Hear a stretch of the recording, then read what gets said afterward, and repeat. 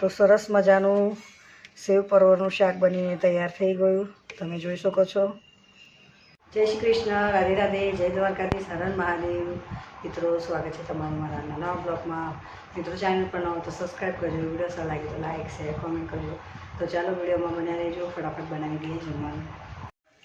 તો મિત્રો, જમવા બનાવવાની શરૂઆત કરી દીધી છે। 250 જેટલા પરવર છે, મસ્ત ધોઈને આવી રીતે ઊભી ચીરી કરી દીધી છે ને।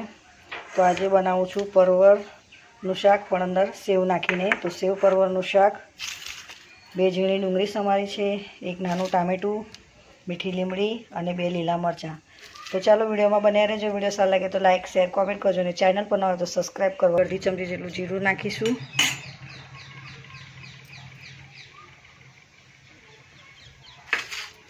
મીઠી લીમડી,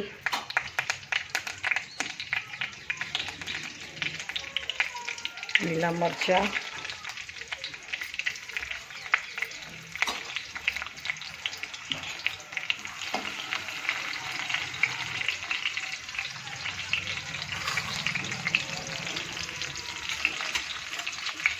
ડુંગળી નાખી દઈએ અંદર।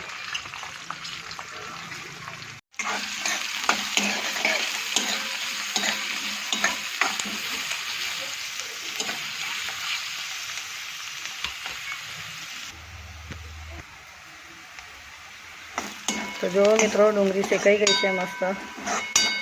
હવે અંદર 1 ચમચી જેટલું આપણે આદુ લસણની પેસ્ટ નાખી દઈએ,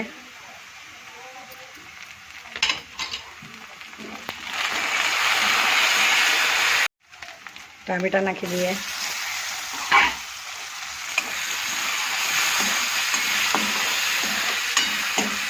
સેવ પરવરનું શાક બનાવું છું મિત્રો, પછી સેવો નાખીશું।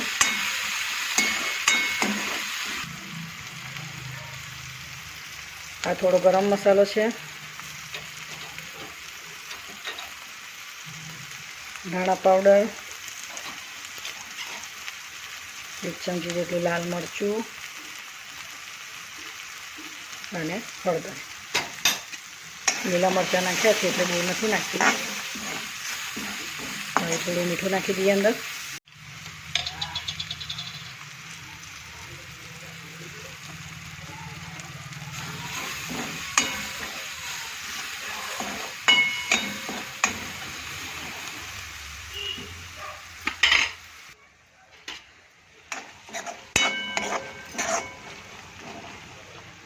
ચાલો હવે પરવર નાખી દઈએ અંદર।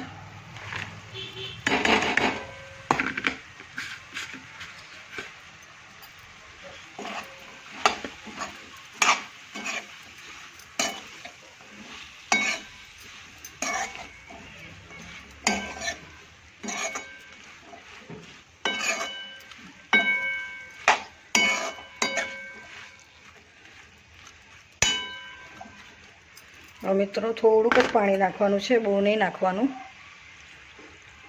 પરવર થોડા ચડી જાય, જો બહુ પાણી નથી નાખવાનું।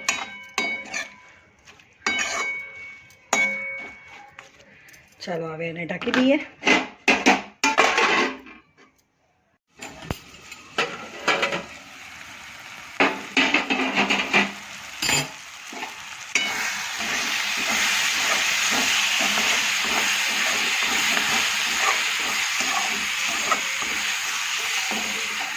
જો મિત્રો, પરવર મસ્ત ચડી ગયા અને તેલ પણ છૂટું પડ્યું છે, જોઈ લો, દેખાય છે। ચાલો હવે આપણે અંદર સેવ નાખી દઈએ। તો મિત્રો, આજે સેવનું શાક બન્યું, સેવ પરવરનું। તો જો આવી રીતે થોડી થોડી સેવ નાખી દઈએ। આજે સેવ પરવરનું શાક મસ્ત ગરમા ગરમ રોટલી જોડે, ભાખરી જોડે ખાવાની મજા આવી જાય। અને થોડુંક આપણે એને થોડીક વાર રહેવા દઈએ, સેવ અંદર ચડી જાય એટલે થોડીક વાર ગેસ ધીરો કરીને એને ઢાંકી દઈએ।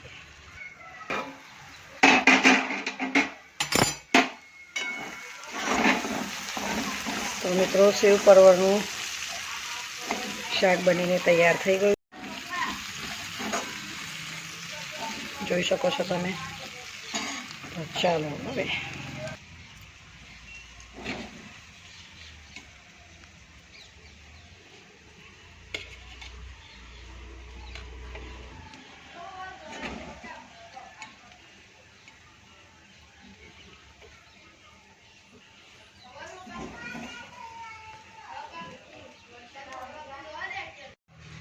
તો સરસ મજાનું સેવ પરવરનું શાક બનીને તૈયાર થઈ ગયું. શકો છો સરસ મજાનું સેવ પરવરનું શાક બનીને તૈયાર થઈ ગયું.